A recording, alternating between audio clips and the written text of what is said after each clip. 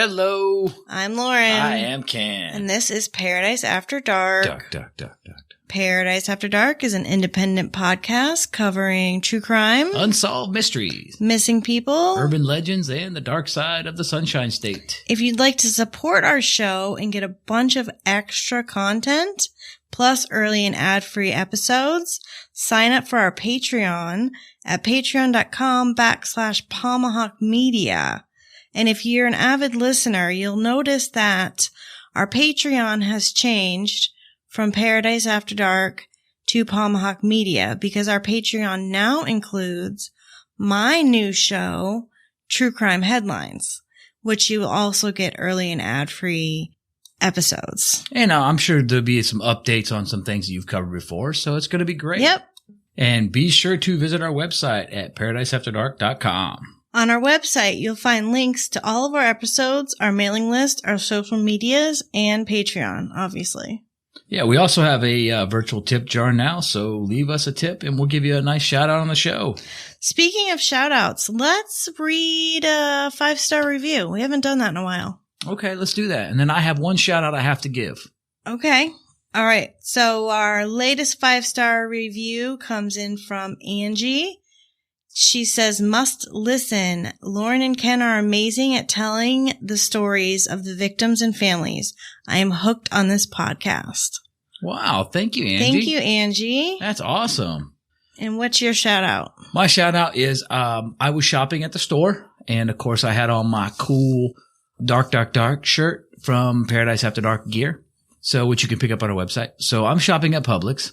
And as I'm going through the chip aisle, this lady comes by and looks at me all weird and funny. She turns around and stares at me. And I thought, I'm like, did I do something wrong with it? What happened? And she goes, dark. And I'm like, oh my God. And she goes, oh my God, I love your show. And I said, well, thank you very much. So the lady at Publix, and I feel so guilty because you say you listen, and she said she was just listening to our Disney episode that we had just released. So I know that she's a listener. Right. You know what I mean? So, yeah. And then of course the dark. She said it perfectly. So, thank you for listening to the show. I apologize because now I feel guilty I didn't get your name and I wanted to give you a shout out on the show. So thank you. And if you want to, sign up on our mailing list or email us or hit us on social media and let us know your name, I'll give you a shout out on the next show. So I really appreciate it. That was pretty cool. It was kind of neat to be sort of recognized. You're famous. Yeah, You're famous, I was Ken. Publix famous. I love it. In the chip aisle. No, that was really cool. So thank you very much for that. I'm just going to call you Publix Lady. Okay. Thank you, Publix Lady. Thank you. So Lauren, what are we talking about this evening? We are talking about the death of Ryan Modell.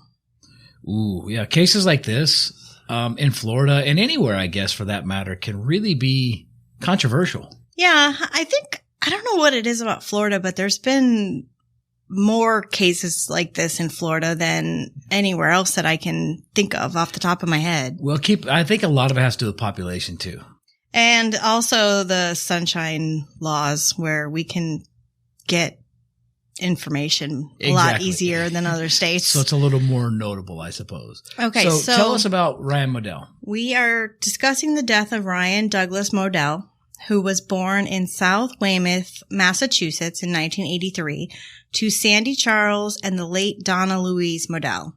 After his family moved to Central Florida, Ryan graduated from Winter Park High School, where he was a 4-time all-county tennis player and team captain. He then graduated with honors from the University of Central Florida's Business School in 2006. And according to police reports, Modell, who was 32 years old at the time, was celebrating with friends into the early hours of March 20th in 2016 in South Fort Myers, Florida, at the Emerson Square condominium complex. He was celebrating a friend's birthday and also a new job offer he had just received. And at 2:30 a.m., after a whole day of celebrating, Ryan had too much to drink, and he decided to walk to his home at Unit 102 of his complex. But Modell mistakenly ended up at Unit 102 in the wrong building. Now, in this complex, all the buildings look exactly the same, and they even have the same numbers. The door he tried to enter was obviously not his own that he shared with his girlfriend. It was where a 45-year-old Army veteran named James Stephen Taylor lived with his wife, Patrice. When Ryan couldn't enter the apartment, he began banging on the door and windows, waking up Taylor and his wife, Patrice. Taylor went to his door and told Modell he had the wrong unit, and then slammed the door on Ryan's toe. Now, blood recovered from inside the doorway matched this injury to his toe, according to the state attorney's office. After slamming the door, Taylor retrieved his gun and told his wife to call 911. And at this point, here's where things are going to get a little fuzzy. So investigators are unsure if Taylor went outside before or after his wife's call to the police because their statements do not coincide. Now, Taylor said he went outside. He saw Modell was sitting on the ground holding his foot. Remember, he had gotten slammed into the door. Now, Patrice went outside and stood in the doorway, at which point Modell allegedly advanced towards Patrice, and Taylor, her husband, told her to go inside.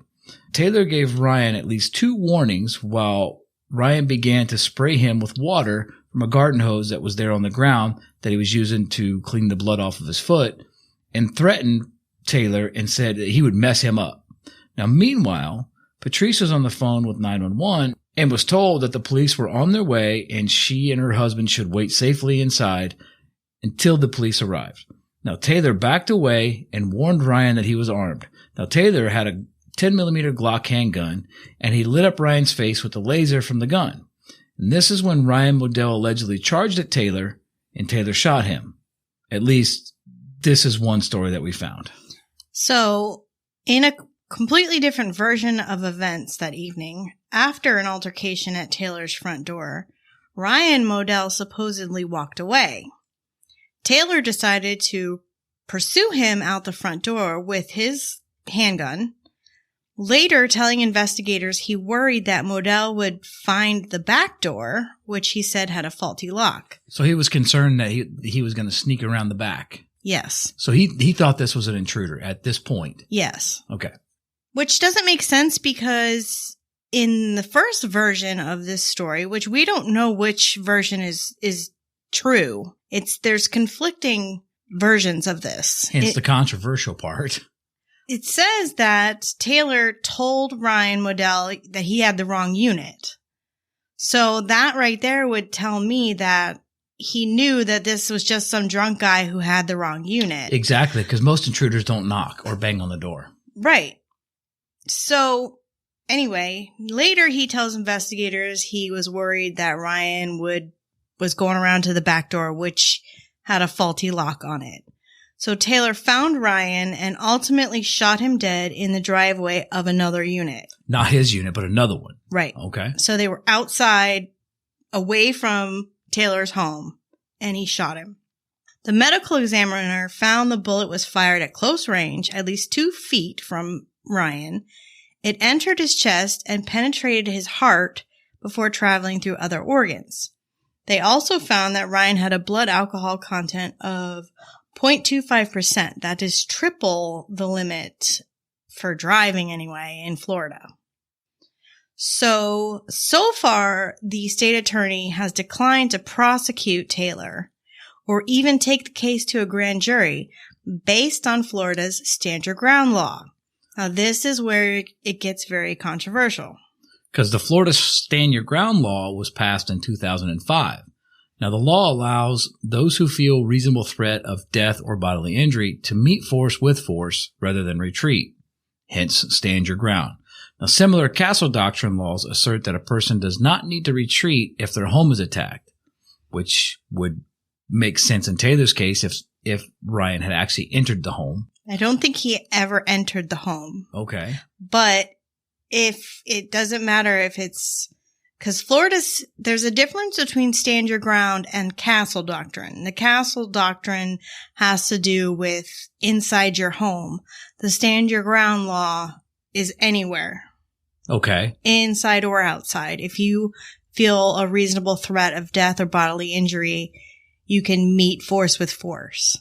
Okay, so the castle doctrine says that if you're in your home and you're attacked, you don't need to retreat. Right. Now, it's not just Florida, because over half the states in the United States have some form of stand your ground or castle law on the books. And more states are actually considering adding these laws.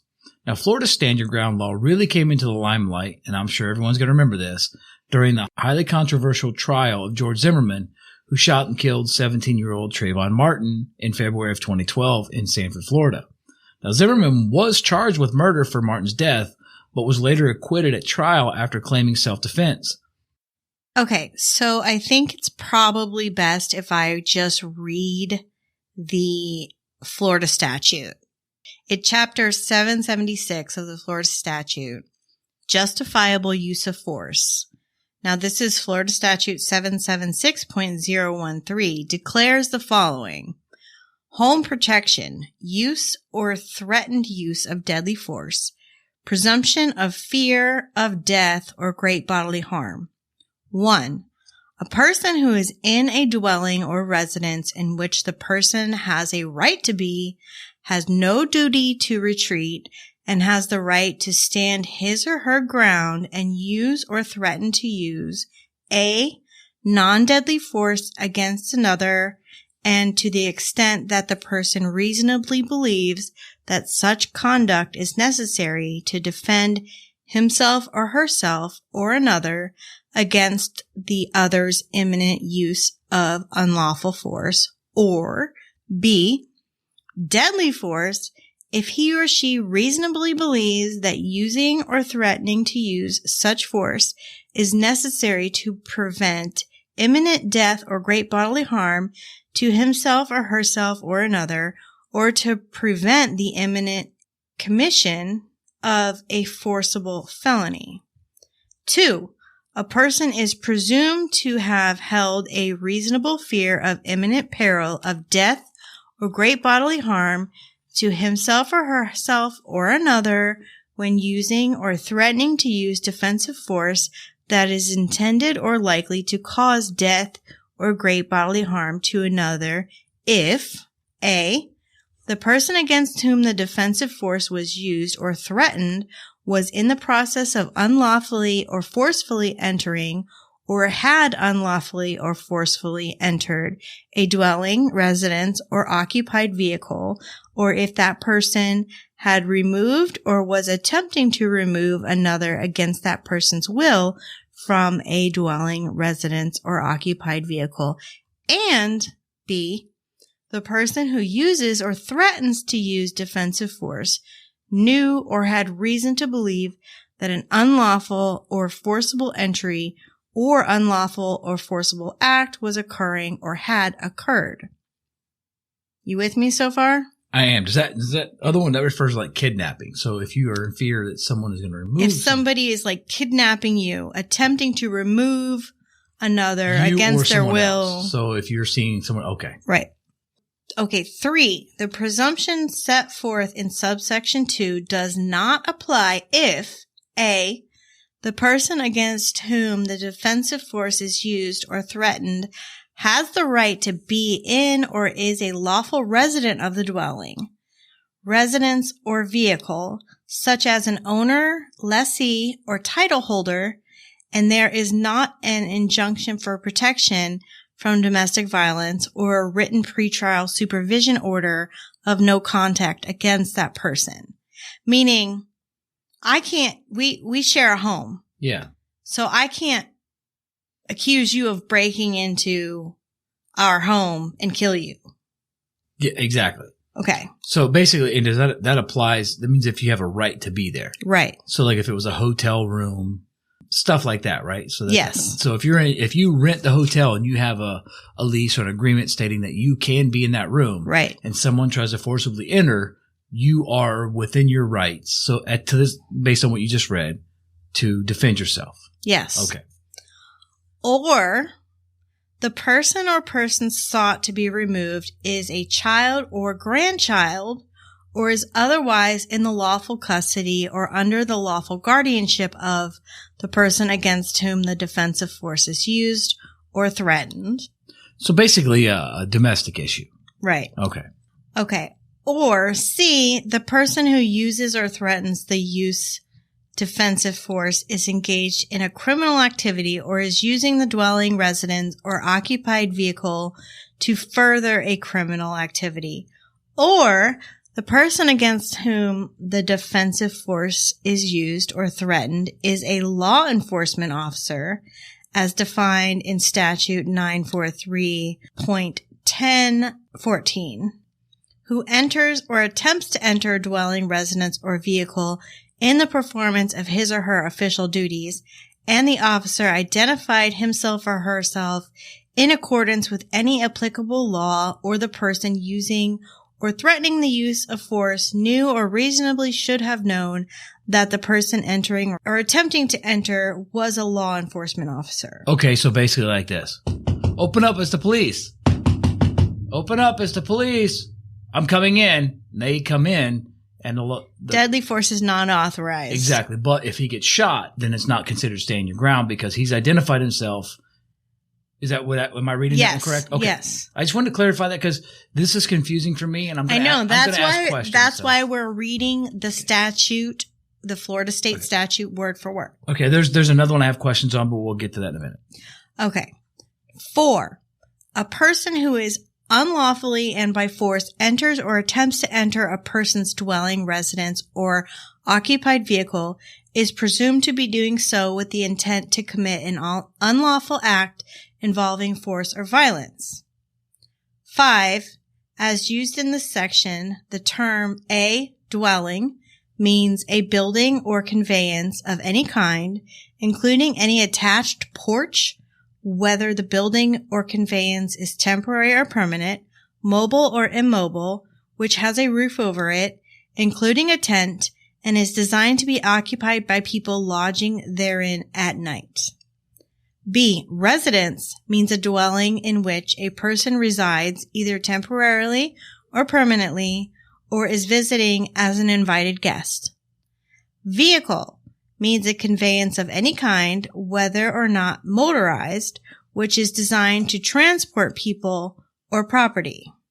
So I believe it's pretty important that we study this law and understand it before we go any further. Well, that's probably a good thing you read it because it can be confusing, but I think if you just read each one step by step if you read and kind of dissect it, the actual law, and that's what I just did. Do you have any questions on that? So just to clarify, and then obviously I want to apply this. Basically, if you're in your car and someone comes up and shakes the door and says, "Get out, get out, get out." Like a carjacking. Exactly. You are within your rights to stand your ground. Right.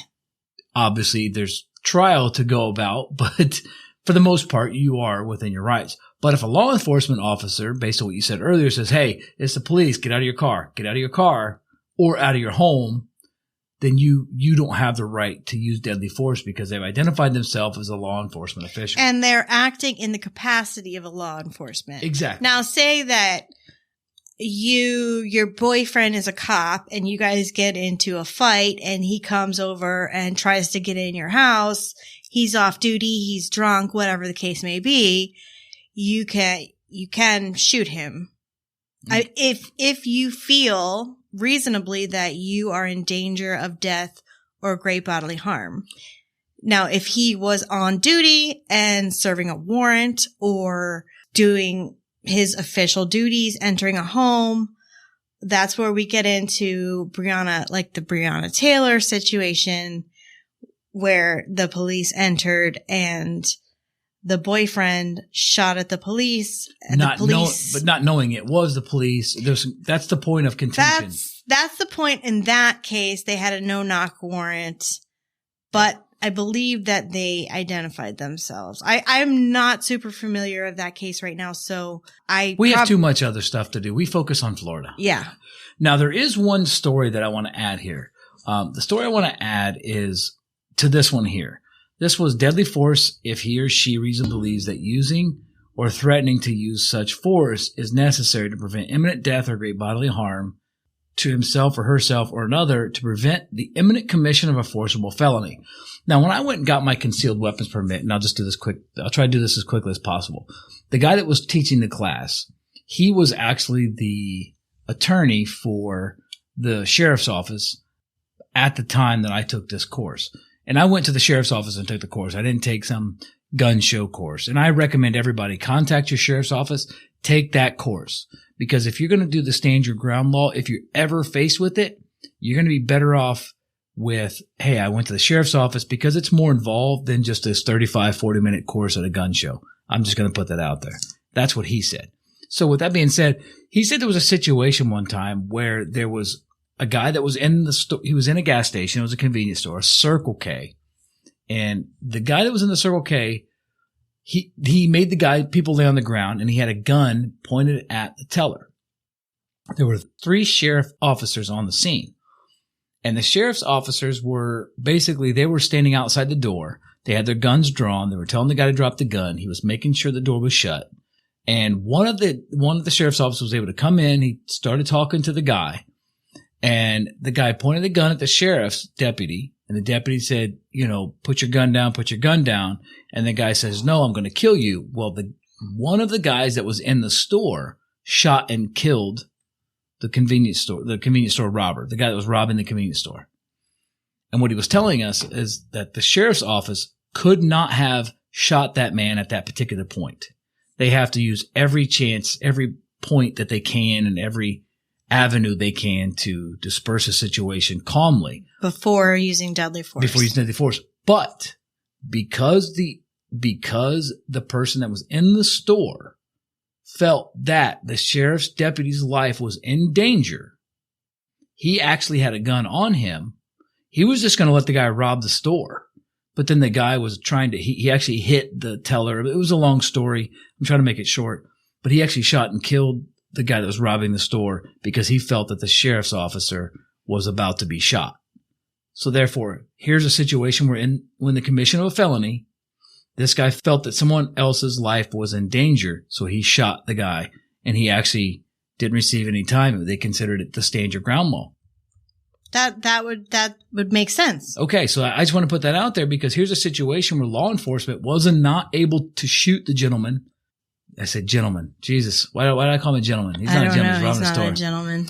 Because I refer to everybody calmly and nicely. I treat everyone with respect. But no, with that being said, here's a situation where that actually occurred. Okay, so what I want to get into is how this is the part that really gets me here, is how does alcohol play into this?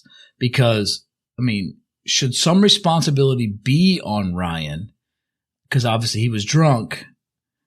He's got to kind of control himself. He needs not to be drunk, knocking on somebody's door in the middle of the night, even though it's the wrong apartment. So, does his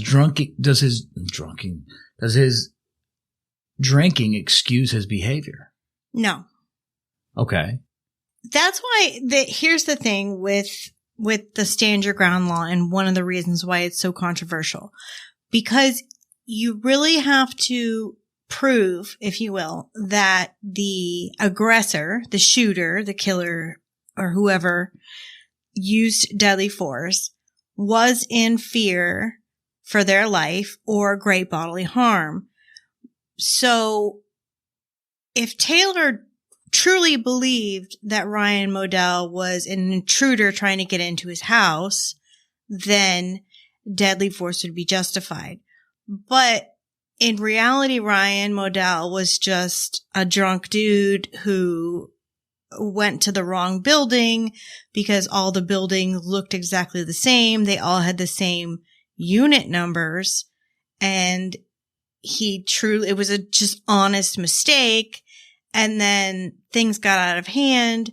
Taylor slammed Ryan Modell's foot in the door and then pointed a laser at his head, a gun at him. And that's obviously going to aggravate him even more. Yeah. So in these kind of cases, you have to go case by case and truly examine every detail of what happened. So based on that, if the original story that was told, the original story that we read, if that were the case, then it's no question justifiable. But with this particular avenue, if we go with the story that we have here, where he was out there and, you understand what I'm saying? The second story that we get, it's not so justifiable. That's the situation where you got to go detail by detail. Right. And the other thing, if Taylor actually chased Modell out and they were in the driveway of a completely different unit. That changes the story. That changes things, but it doesn't. Like, if they were in the driveway of another unit and Ryan Modell charged at Taylor, then it was justified. But if they were just out there arguing, then it's not justified. Okay.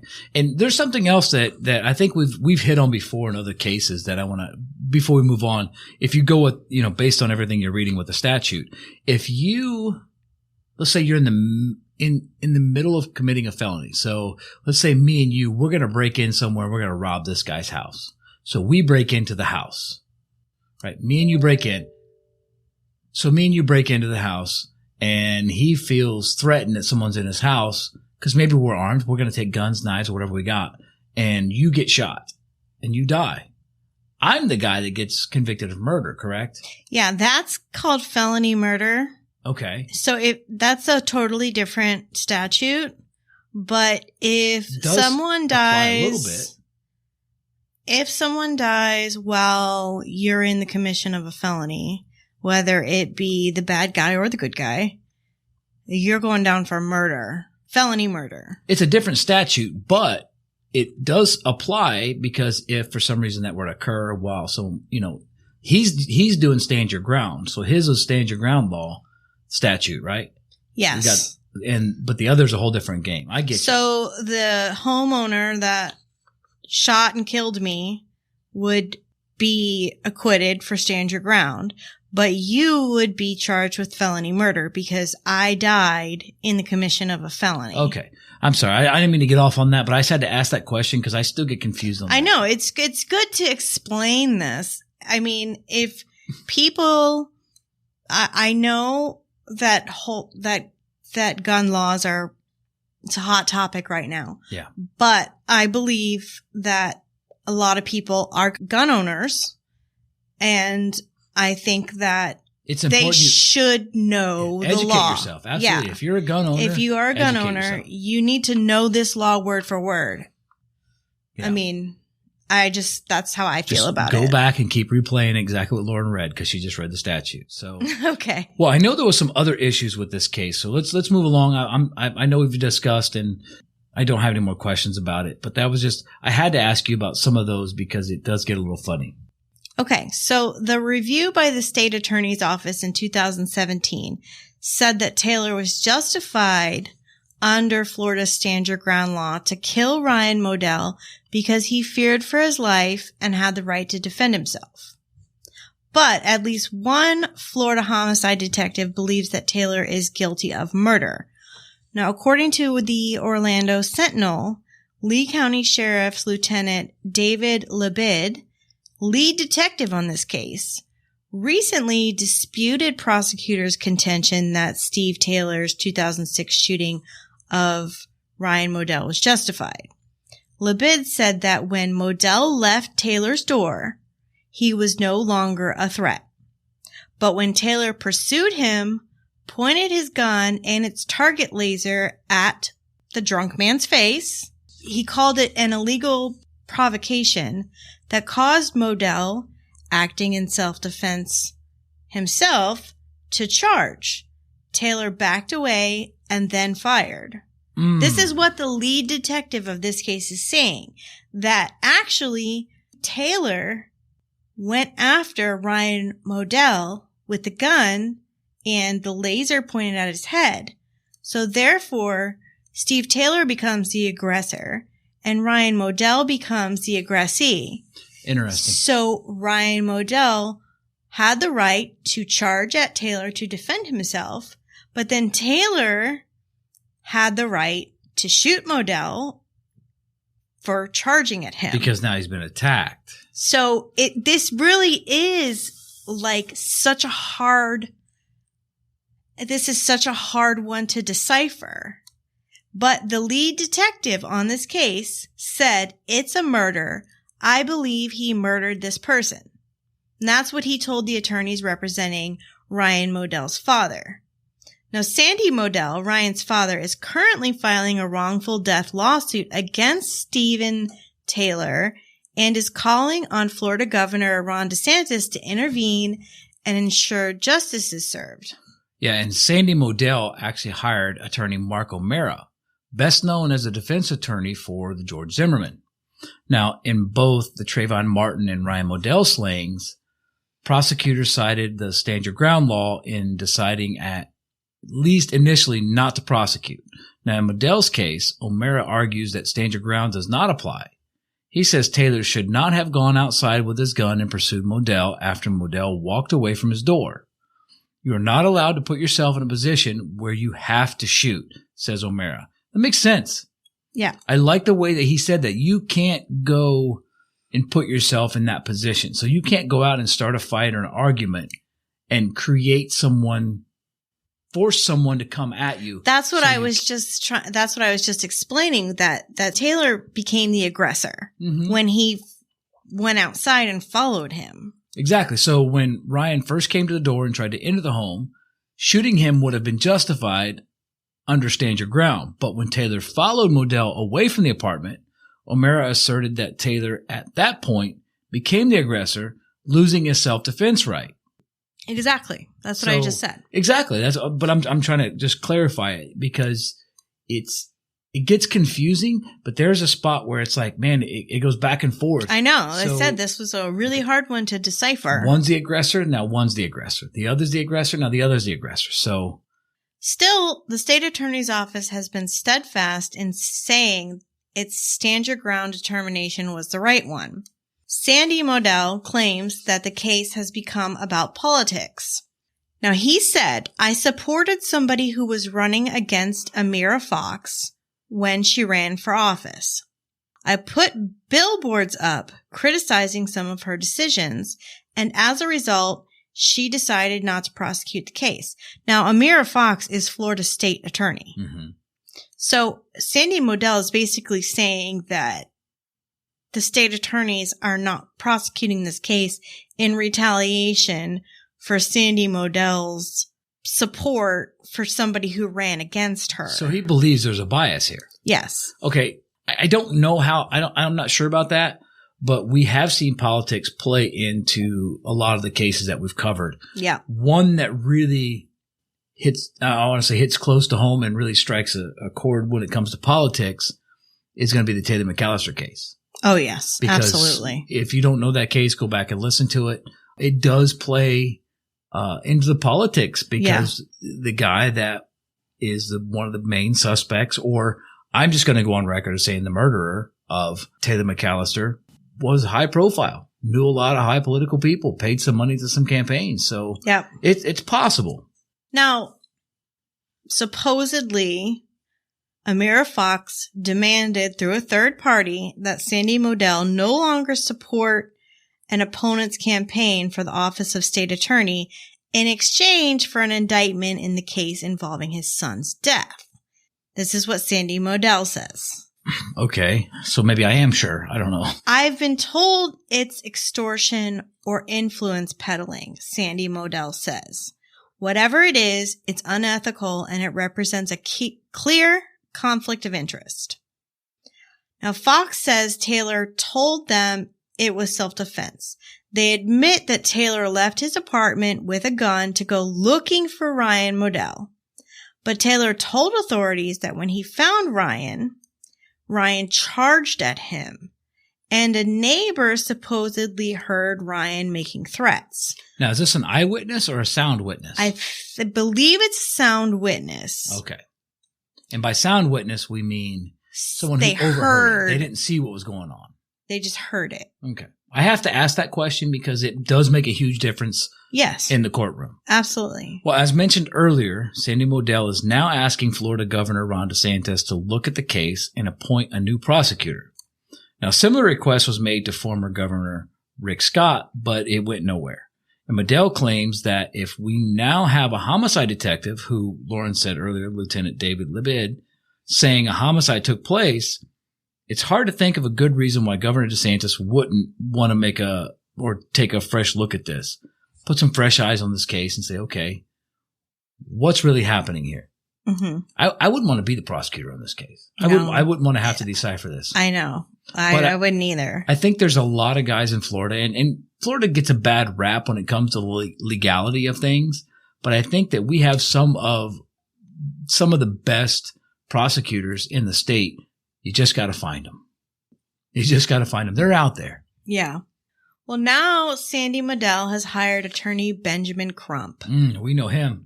Ben Crump, one of the country's most high-profile civil rights and personal injury lawyers, joined Sandy Modell at a press conference in front of the Collier County Courthouse in July of 2021, so just last month. Ben Crump is the same attorney who's representing Marcia Williams in the wrongful death lawsuit against ex-Collier County Deputy Stephen Calkins in the case of her missing son, Terrence Williams. Now, we did a 2-parter episode on Terrence Williams and Felipe Santos. Both were last seen getting into Collier County Deputy Stephen Calkins' vehicle, and they've never been seen or heard from again. And most recently, Ben Crump represented George Floyd's family, the man who was killed while being taken into custody by former officer Derek Chauvin in Minneapolis, Minnesota in May 2020. You look for the cases that shock your conscience, Crump said. This just shocked my conscience. This was not stand your ground under any definition or interpretation. This is a murder case, Crump told Wink News. We don't understand. We are baffled why this case is not being prosecuted. Now, Crump and Sandy have a clear plan. They want publicity for Ryan's death to put public pressure on State Attorney Amira Fox to bring charges against Ryan's killer. If the governor moves the case, as I expect, if they indict, as I think they will, if they convict and put what the police call a murderer, if they put that man in jail, I still know my son's not coming home, Sandy Modell told Wink News. It won't bring him back, but the measures of justice may give us as a family some element of closure. Now, I have a question. Maybe you can help me out with this. So, and I'm going to be honest, I don't know. And I'm sure maybe you don't either. If you got a wrongful death lawsuit, now they've hired Ben Crump to do a wrongful death lawsuit, which is basically a monetary lawsuit, correct? Right. Yep. If they bring this to trial, let's say there's the wrongful death lawsuit proceeds, and let's just say that he's found guilty and is basically has to pay out some monetary amount for a wrongful death. Can he be charged at this point? Or does it? Yes. Okay, how does that work? Maybe you could help me. So that is a tactic that is used quite often in certain situations where there's no criminal charges pressed and there should be. Let's look back. Taylor McAllister's family is suing her supposed killer for a wrongful death. Well, my example I was getting at was like the O.J. Simpson. He was found not guilty, and then they came in later and did the wrongful death. Right, exactly. Had that been reversed, things may have been different. Right. So if you are under oath, say that there's a civil case, a wrongful death, and then you go and you do a deposition. You are answering questions under oath. Now, that information can then be used for criminal charges. Okay. But as in the O.J. Simpson case, they criminally charged him first and he was acquitted. That's when the double jeopardy law comes into effect. Then they sued for wrongful death and they won the wrongful death lawsuit, meaning that in the wrongful death suit, they decided that O.J. Simpson was responsible for the murders of Nicole Brown Simpson and Ron Goldman. But he couldn't be criminally charged because he had already been criminally charged and acquitted.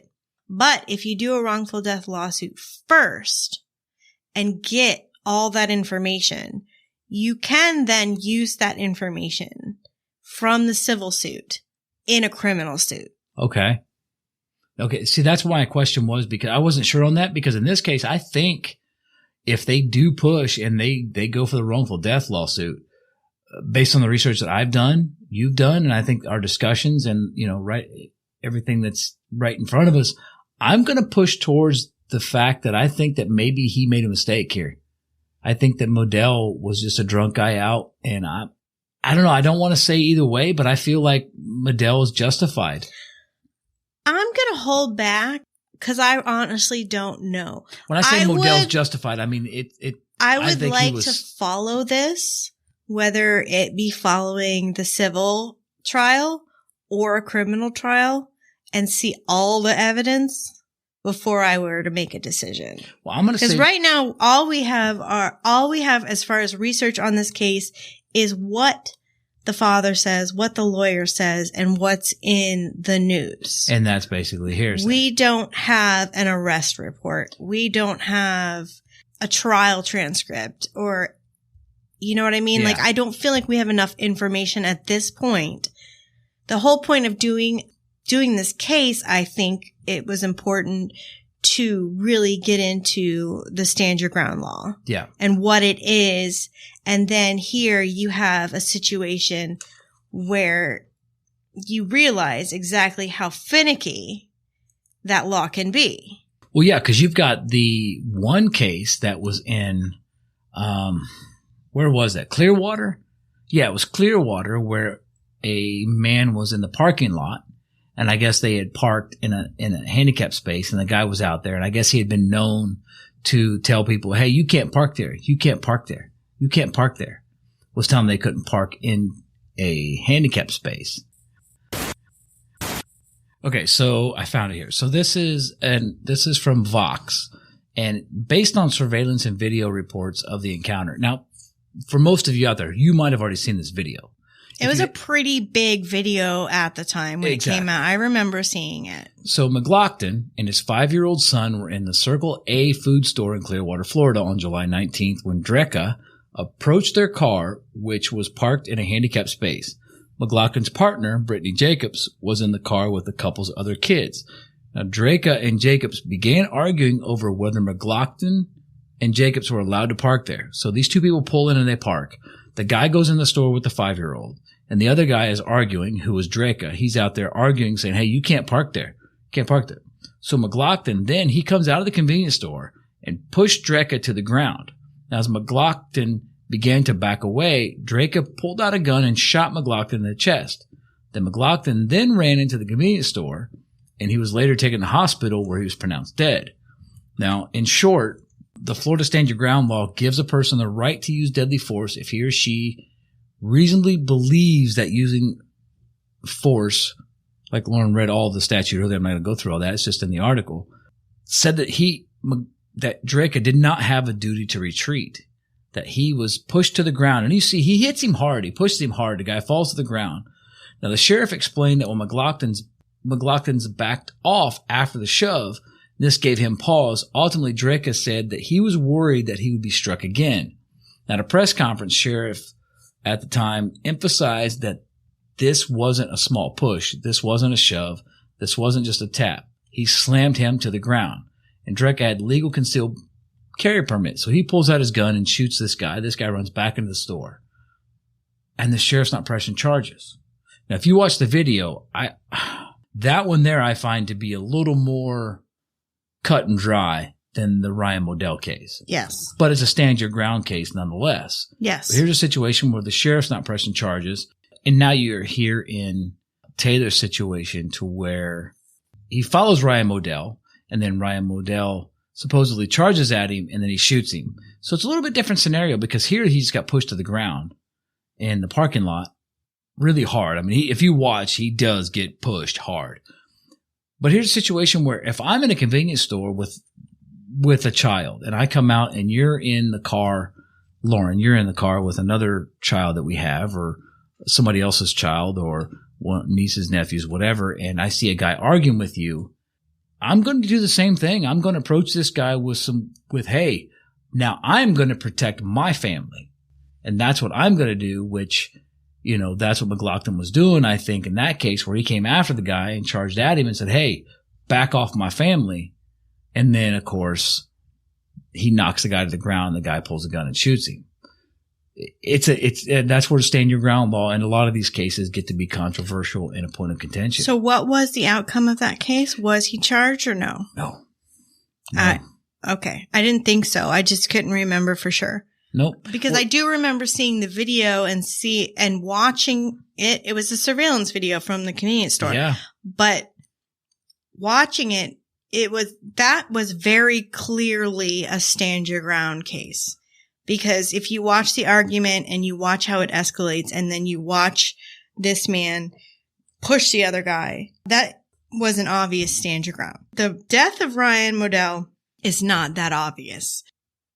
This case, like I said, I'm going to reserve my opinion on this until maybe there's a civil trial or a criminal trial and there's more information. Well, here's one I'll give you. And I don't know if you heard of this one. I can't think of the woman's name, but she's actually in prison right now, was charged for 20 years. 20 years. This is what happened. She was part of an abusive relationship. So she has an abuser. And I can't remember if there was an order. I don't remember. But what there was is they were fighting. They were in an argument. Now the police had been to the house for domestic violence a couple different times. And so she was being abused by this guy. So at one point, this guy comes at her really hard. So she takes off and goes out into the garage. And she doesn't have the keys to the car. She's like, shit, I don't have the keys to the car. So she gets her gun out of the car and she goes back into the house and the guy approaches her and she fires a warning shot. Now she fires into the ceiling, fires a warning shot. And I think I can't remember if it was the wall or the ceiling, and the gun discharges and the police arrive and they arrest her and put her in jail for 20 years that she's facing right now. She's trying to get appeals and stuff. The guy takes the kids and leaves. Well, the police arrested her for attempted murder. For the warning shot? Yeah. Assault with a deadly weapon. Because. Was that here in Florida? Yeah, it's in Florida. So I can't remember the name of the case. I really wish I had that information, but I'm sure if you just Google woman in prison for 20 years. That's why it's so complicated and controversial. And that's what we said in the beginning. It does. You're absolutely right. It really is. I think that you really have to go case by case and dissect every detail. Unless I don't know. That is so hard. Yeah, I think a lot of times the best way to get around the law, and I don't mean get around it, but I mean to understand it and actually enact it correctly, is to just act like law enforcement. Be a little smarter. Be diligent. Say, okay, you got to think really fast. Like there's certain code words that me and Lauren have around here that if we're ever in harm's way, one of us is going to say these words and then we know, hey, this is what you need to do to handle the situation. And I think every family needs to do that. And I think in situations, there's certain words that if I say to you, But not every family is like us. Not every family deals with true crime in a weekly basis and is super paranoid. And I don't think maybe every family should be. Wait, I don't know. Are you saying that we're the only ones that drive down the road and see a trash bag and look at each other at the same exact time and go, dead body? I don't know. I'm sure there's other true crime couples out there that do that. How many people have stopped by the side of the road when they saw a trash bag laying on the side of the road and walked out and just kicked it to look at it and be like, okay, should I call the police? Yeah. We do that. So, but I'm saying in all seriousness, I think that if you're at home and you have a gun, I think it's very important to understand the law that Lauren read, the statute. And I think it's very important that you have some sort of idea. Run in your mind these certain scenarios. I've ran in my mind probably 100 different scenarios of things that could happen at nighttime or during the day for that matter, where if I feel threatened, I know that I'm going to use deadly force in these situations. If these situations don't occur, I'm really going to have to study as to whether or not I'm going to use deadly force. And that's just for me. And I think it's important to, use the mental exercises, especially if you're listening to true crime podcast. If you're one of those people that are sort of fearful for this thing, I think it's a good concept. Yeah. Understand to have a the plan and understand the law. Go back and listen to the episode over and over again right there, that section where Lauren's reading it. or you could just I think I read it pretty clearly. You did. No, it was great. You read it to where I could understand it. But I think it's important that everyone knows. And I think it's, in this case, you're right. I mean, I have my own personal opinion. I think how it should apply, but we'll see. We'll see. Maybe Lauren can keep us updated. Yeah. If I check out my other show, True Crime Headlines, because if there is news on this case, I will be talking about it on True Crime Headlines. Did you like how I gave you the lead in there? Yeah, True Crime Headlines is a new podcast that I have. It's coming out every Friday afternoon. You can get all your biggest headlines in the true crime world wrapped into one show every Friday. So, and I guess that's going to be it for tonight then. Again, if you'd like to support the show, please subscribe to our Patreon at patreon.com/Palmahawk Media. Palmahawk Media. Don't forget, folks, we've changed it from Paradise After Dark Podcast to Palmahawk Media. Patreon.com/Palmahawk Media. It's so weird because when she said that, I looked at her like, that's not, oh wait, that is right. So, Palmahawk Media, that's our Patreon. Because our Patreon now includes all of our shows. Yeah. And I love the Analyze This. I'm starting on the next one and I'm so excited to do those. I love those. We have a spinoff, Analyze This. We do Off Topic and Uncut. We do early and ad-free episodes of Paradise After Dark and True Crime Headlines. I mean, you just join our Patreon. You'll be bombarded with stuff. The Patreon's been there for like 2 years now. Yeah. There's plenty of stuff there. Yeah, there's so much. Anyway, guys, go ahead and check out our website for links to all of our social media, our merch store, and much, much more. And please make sure to subscribe to the show on whatever platform you're listening on and rate and review. This really helps us branch out and reach a wider audience. And thank you, everyone, for listening tonight to Paradise After Dark. Dark, dark, dark, dark.